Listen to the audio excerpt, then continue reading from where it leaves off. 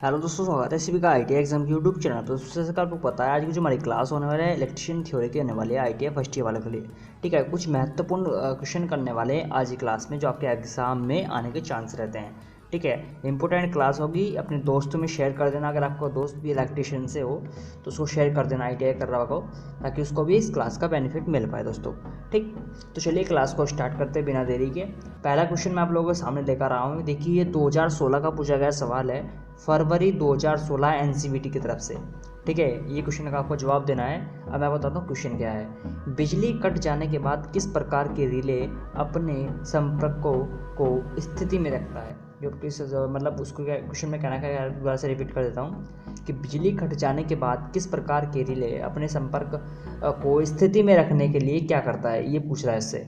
इसमें क्या यूज़ हम करते हैं, तो इसमें जो आपका लॉचिंग रिले होता है ना, उसको हम इसमें यूज़ करते हैं। ठीक है, ये NCVT 2016 का पूछा गया क्वेश्चन है। अब आप लोग सोच रहे होंगे कि ये रिले क्या होता है। रिले के बारे में दोस्तों मैं आपको थोड़ा सा बता दूं, ये एक विद्युत चुंबकीय स्विचिंग युक्ति होती है, जिसे किसी भी मशीन को अतिभार अवस्था में एक परिपथ वियोजक की सहायता से ऑफ करने के हेतु इसमें क्या करते हैं, प्रयोग में लाते हैं। तो ये रिले होता है। ठीक, तो 2016 का ये पूछा गया सवाल है NCVT फरवरी में। ठीक, इसलिए इस टाइप के जो क्वेश्चन आपके एग्जाम में रिपीट भी हो सकते हैं। तो क्या होगा इसमें ना, ऑप्शन चेंज कर सकता है, थोड़े बहुत ऑप्शन वगैरह चेंज कर सकता है। जो ए है वो बी की जगह हो जाएगा, बी है वो सी की जगह हो जाएगा, ये टाइप से कुछ कर सकता है। एंड वरना क्वेश्चन जो है आपका सेम ही आएगा। ठीक, तो इस प्रकार जो क्वेश्चन है रिपीट हो जाते हैं, तो आपको ध्यान रखना है। चलिए, अब अगला सवाल आप लोगों के सामने है। सेकंड क्वेश्चन आप लोगों के सामने है कि किसी इलेक्ट्रॉनिक उपकरण में 100 ME धारा संवेदी रिले प्रयोग की गई है, तो क्या होगा यदि धारा केवल 50 MA हो। तो यानी कि आधे, अगर हम मान लीजिए एक प्रवाहित कर रहे हैं और हम आधे फिर प्रवाहित करने लग जाए, तो क्या उस पर इफेक्ट पड़ेगा, ये पूछ रहा है। क्या इस पर रिले पर जो है रिले में अगर प्रयोग करें तो इलेक्ट्रॉनिक उपकरण में क्या इफेक्ट पड़ेगा, ये इससे पूछ रहा है। तो क्या वह उपकरण प्रचालित नहीं होगा, उपकरण सामान्य रूप से चलेगा, या फिर उपकरण खराब हो जाएगा, या फिर उपकरण आंशिक रूप से चलेगा। यही आपसे क्वेश्चन में पूछा गया, आपको राइट आंसर बताना है। तो क्या उपकरण जो है सामान्य रूप से चलेगा, अगर हम 100 ME की बजाय 50 ME धारा दे दो। ठीक है, तो कोई दिक्कत की उपकरण सामान्य रूप से चलता रहेगा। ऑप्शन नंबर जो है बी आपका यहाँ पर राइट आंसर हो जाएगा दोस्तों। ठीक, चलिए अब बढ़ते हैं अगले सवाल की ओर। थर्ड नंबर क्वेश्चन आप लोगों को देखते हैं क्या कहता है कि सुरक्षा युक्ति किसी उपकरण को खालिस्तान किसके विरुद्ध सुरक्षा प्रदान करती है। सुरक्षा युक्ति किसी उपकरण को खालिस्तान किसके विरुद्ध सुरक्षा प्रदान करती है। चार ऑप्शन दिए गए हैं आपके सामने, इसका आपको राइट आंसर दोस्तों बताना है। अगर आपको पता है तो आपको राइट आंसर बताइए दोस्तों। यहाँ पर आपका जो राइट आंसर होगा वो क्या होगा, अतिभार, लघुपथ, विद्युत झटका, यानी कि ऑप्शन नंबर डी, ये सभी आपका जो है राइट आंसर हो जाएगा दोस्तों। ठीक, इतना आपको ध्यान रखना है। चलिए, अब जो फोर्थ नंबर क्वेश्चन है, डी प्रकार के कॉर्ट्रेज फ्यूज का जो न्यूनतम धारामान अंकन होता है वो कितना होता है, तो वो 100 MA होता है। ठीक है, ऑप्शन नंबर बी के साथ राइट आंसर चला जाएगा दोस्तों। ठीक है, चलिए अब जो अगला सवाल देखते हैं 5 नंबर का, कि अर्थ क्षरण की स्थिति में विद्युत आपूर्ति लाइन को ऑफ करने हेतु प्रयुक्त युक्ति है, कौन सी है। चार ऑप्शन आपके सामने दिए गए हैं, आपको राइट आंसर दोस्तों यहाँ पर बताना है। तो ELCB जो आपका यहाँ पर राइट आंसर हो जाएगा, ऑप्शन नंबर डी के साथ राइट आंसर चला जाएगा। अगला छठा क्वेश्चन, HRC एक प्रकार का क्या होता है, फ्यूज, स्विच, परिपथ, वियोजक या फिर संयोजक। चार ऑप्शन आपके सामने दिए गए हैं, आपको राइट आंसर दोस्तों यहाँ पर बताना होगा किसके साथ राइट आंसर आपका जाएगा। चलिए,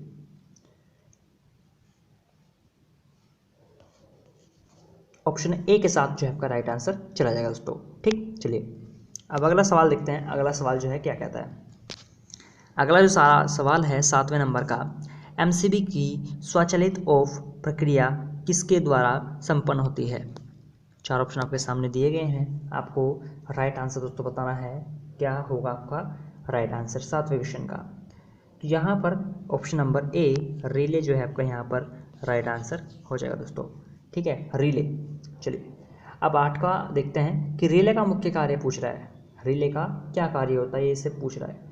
तो फॉल्ट को ढूंढना, जो फॉल्ट वगैरह होता है ना उसको ढूंढना।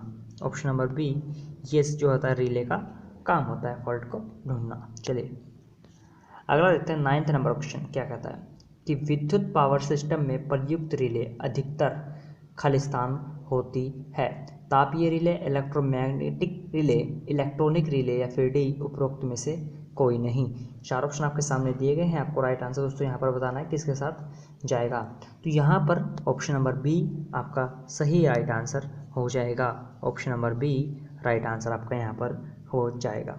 ठीक है, चलिए अब देखते हैं जो अगला सवाल है। अब आपको प्रतीक दिया गया है, इसमें फ्यूज़ का प्रतीक आपसे पूछ रहा है कौन सा है, अगर आप पता हो बताइए। ऑप्शन ए के साथ राइट आंसर चला जाएगा, ये फ्यूज़ का प्रतीक होता है, ऑप्शन नंबर ए।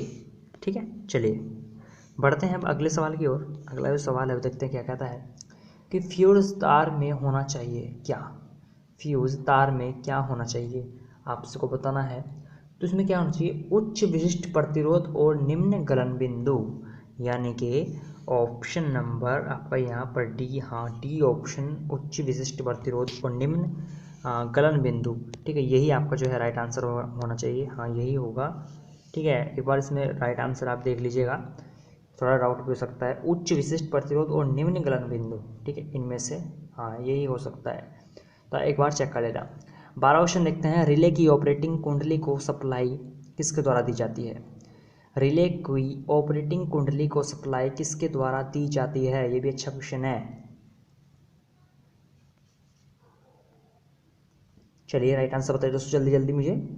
तो यहाँ पर राइट आंसर जो होगा वो इंस्ट्रूमेंट ट्रांसफार्मर द्वारा दी जाती है, जो है ना ऑप्शन नंबर सी के साथ राइट आंसर चला जाएगा। ठीक है, ऑप्शन नंबर सी के साथ राइट आंसर चला जाएगा। ठीक है, चलिए अब देखते हैं जो अगला सवाल क्या कहता है कि तापीय रिले किस सिद्धांत पर कार्य करते हैं। आपको थोड़ी दिखने में प्रॉब्लम आ रही है क्वेश्चन में इसमें कि तापीय रिले किस, मैं बोल के बता रहा हूँ, तापीय रिले किस सिद्धांत पर कार्य करता है। तापीय रिले किस सिद्धांत पर कार्य करता है, तो किस पर, धारा के ऊष्मीय प्रभाव सिद्धांत पर, धारा के ऊष्मीय प्रभाव सिद्धांत पर। थोड़ी सी क्वेश्चन में देखने में थोड़ी दिक्कत हो रही होगी, तो ऑप्शन नंबर ए जो है आपका राइट आंसर हो जाएगा। क्वेश्चन फिर से आंसर रिपीट कर रहा हूँ, धारा के ऊष्मीय प्रभाव सिद्धांत पर, किस पर निर्भर करता है, धारा के ऊष्मीय प्रभाव सिद्धांत पर। अगला देखते हैं कि फ्यूज़ का कार्य क्या है। जो फ्यूज़ है उसका कार्य पूछ रहा है, आपको राइट आंसर बताना है क्या होता है फ्यूज़ का कार्य। तो धारा को रोकना,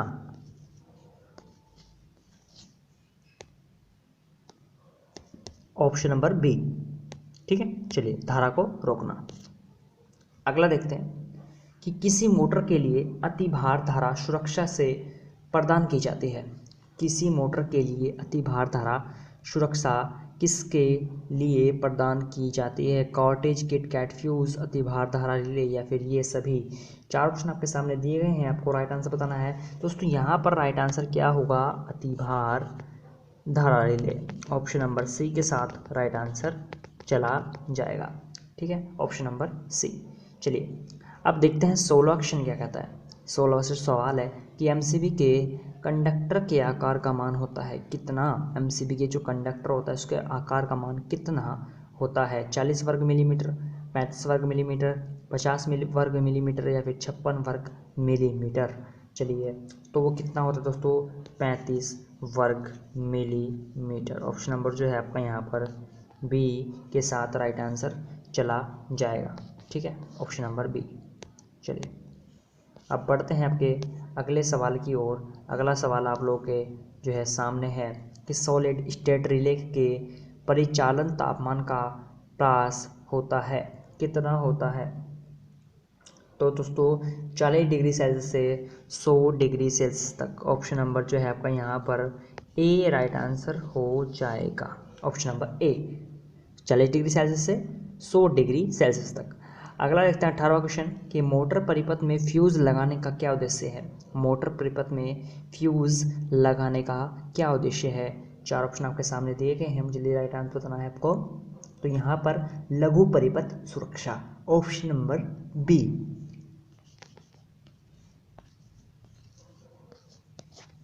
चलिए अब देखते हैं अगला सवाल 19वां। फ्यूज धारा के खालिस्तान प्रभाव से प्रचालित होता है। अब पूछ रहा है फ्यूज धारा के किस प्रभाव से प्रचालित होता है? जो फ्यूज़ होती है वो धारा के किस प्रभाव से प्रचालित होता है? चुंबकीय धारा से, स्थिर विद्युत धारा से, ऊष्मीय धारा से या फिर रासायनिक धारा से? आपको राइट आंसर बताना है। तो किससे? जो फ्यूज़ होता है ना वो ऊष्मीय धारा के प्रभाव से प्रचालित होता है, यानी कि ऑप्शन नंबर सी जो है आपका यहाँ पर राइट आंसर हो जाएगा, सी ऑप्शन। ठीक है, चलिए अब बढ़ते हैं आपके अगले जो सवाल है उसकी ओर कि फ्यूज़ को सदैव संयोजित करना चाहिए किसमें? फ्यूज़ को सदैव संयोजित करना चाहिए किसमें, बताइए। 4 ऑप्शन आपके सामने दिए गए हैं, आपको राइट आंसर बताना दोस्तों। तो यहाँ पर क्या होना चाहिए राइट आंसर? जो जीवित होते हैं ना, जीवित तार के श्रेणी क्रम में।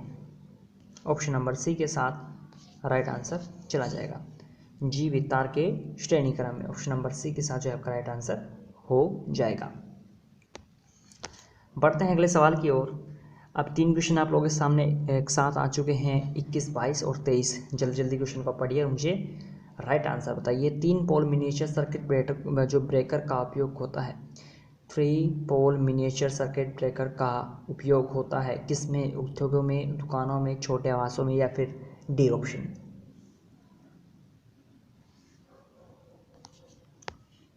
तो यहाँ पर इसका तो हो जाएगा छोटे आवासों में। इसमें छोटे आवासों में। 22वां सॉलिड स्टेट रिले में इनपुट डिवाइस होते हैं क्या? एलईडी और ट्रांजिस्टर दोनों, यानी कि ऑप्शन नंबर ए और तथा बी दोनों, सी ऑप्शन। अगला देखते हैं, सॉलिड स्टेट रिले में आउटपुट डिवाइस क्या होते हैं? पावर ट्रांजिस्टर, थायरिस्टर, जो ट्रायक होते हैं, यानी कि ये सभी। ठीक है, ऑप्शन नंबर डी के साथ राइट आंसर चला जाएगा 23वें नंबर क्वेश्चन का। क्वेश्चन फिर से रिपीट करता हूँ अगर आपको दिखने में प्रॉब्लम हो रही है तो। सॉलिड स्टेट में आउटपुट डिवाइस होते हैं पावर ट्रांजिस्टर, थायरिस्टर और ट्रायक, या और इसमें जो है तीनों ही होंगे, ए बी सी, यानी कि ये सभी। ठीक है, चलिए अब बढ़ते हैं 24वें क्वेश्चन की ओर। फ्यूज़ का मान व्यक्त किया जाता है किस में? आसान क्वेश्चन है, फ्यूज़ का मान किस में व्यक्त करते हैं? तो सिंपल है, धारा में। ठीक है, धारा में जो है इसका जो मान है वो हम व्यक्त करते हैं। एमसीबी का पूरा नाम बताइए जल्दी। तो सबको पता है, मिनिएचर सर्किट ब्रेकर। ठीक है, अब मिनिएचर सर्किट ब्रेकर की वोल्टता यानी कि जो एमसीबी की रेटिंग कितनी होती है? रेटिंग आपसे पूछ रहा है, अब आपको रेटिंग के बारे में बताना है। बताइए मुझे रेटिंग कितनी होती है इसकी? 240 पर 415 वोल्ट एसी, 220 डीसी, यानी कि ऑप्शन नंबर ए। ये आपको ध्यान रखना है, एमसीबी की रेटिंग कितनी होती है, वोल्ट था रेटिंग। ठीक है, ये आपको ध्यान रखना है। ऑप्शन नंबर जो है यहाँ पर 200 ए ऑप्शन हो जाएगा, देख लीजिए। 240 पर 415 वोल्ट एसी, 220 डीसी। चलिए अब देखते हैं अगला जो सवाल है 27वां। मोटर परिपथ के लिए एमसीबी किस रंग की नोब वाली होती है? मोटर परिपथ के लिए एमसीबी किस रंग की नोब वाली होती हैं? तो दोस्तों वो नीले रंग की होते हैं। किसके लिए?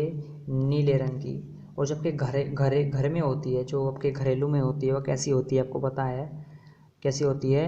वह होती है आपकी काले रंग की। ठीक है, काले रंग की वह होती है। कौन सी? किसमें? आपके घर में। या फिर क्वेश्चन देखिए आ चुका है, आइसोलेटर के लिए एमसीबी किस रंग की नोब वाली होनी चाहिए? तो कौन सी?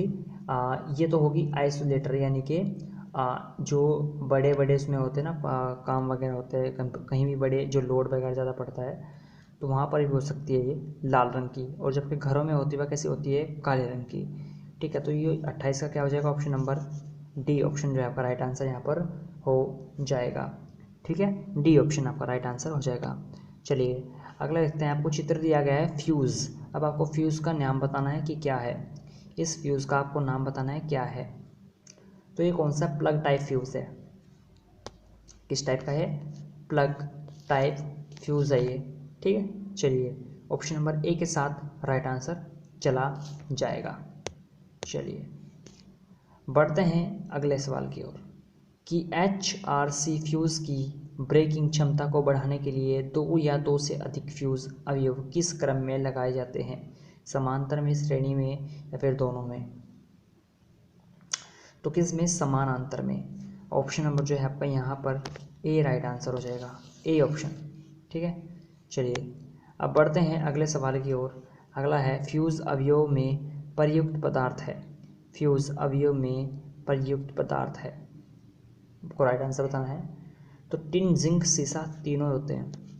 ऑप्शन नंबर डी के साथ राइट आंसर चला जाएगा।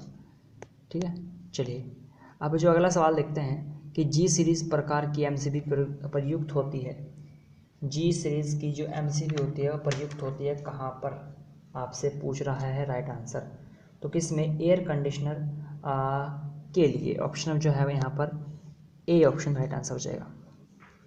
एमसीबी की विद्युत सहन शक्ति होती है कितनी होती है? एमसीबी की विद्युत सहन शक्ति कितनी होती है आपसे पूछ रहा है। चार ऑप्शन आपके सामने, आपको राइट आंसर दोस्तों बताना है। तो 5000 संचालन चक्रों के अधिक। ऑप्शन नंबर जो है आपका यहाँ पर बी राइट आंसर हो जाएगा। चलिए अब देखते हैं अगला जो सवाल है वह क्या कहता है कि जो 3 फेज की एमसीबी वोल्टता का मान कितना होता है? 3 फेज की एमसीबी की वोल्टता का मान कितना होता है? आपको राइट आंसर दोस्तों बताना है कितना होगा। तो यहाँ पर दोस्तों जो राइट आंसर होगा वह होगा बी ऑप्शन, यानी कि 450 वोल्ट। 450 वोल्ट जो है आपका यहाँ पर राइट आंसर हो जाएगा। चलिए अगला है कॉपर के गलनांक का मान कितना होता है? कॉपर के गलनांक का मान कितना होता है आपको पता होगा जी, तो बताइए मुझे। तो 1092 डिग्री सेल्सियस तक होता है। Option number A right answer हो जाएगा। ठीक है, चलिए अब बढ़ते हैं अगले सवाल की ओर। जिंक के गलनांक का मान कितना होता है? जिंक के गलनांक का मान कितना होता है? जल्दी जल्दी बताइए मुझे कि क्या राइट आंसर होना चाहिए। तो 420 डिग्री सेल्सियस।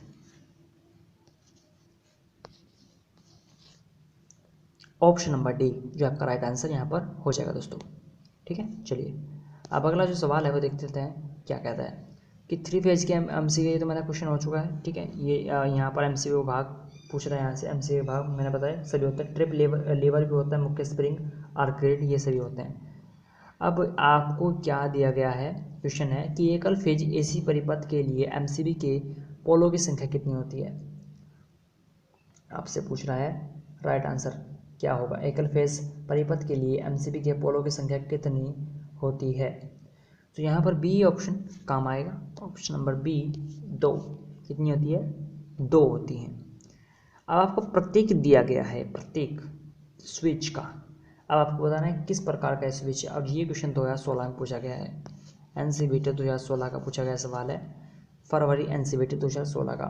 चलिए चाहे तो आप उठाकर देख सकते हो, इस प्रकार के क्वेश्चन भी आपके एग्जाम में बन जाते हैं।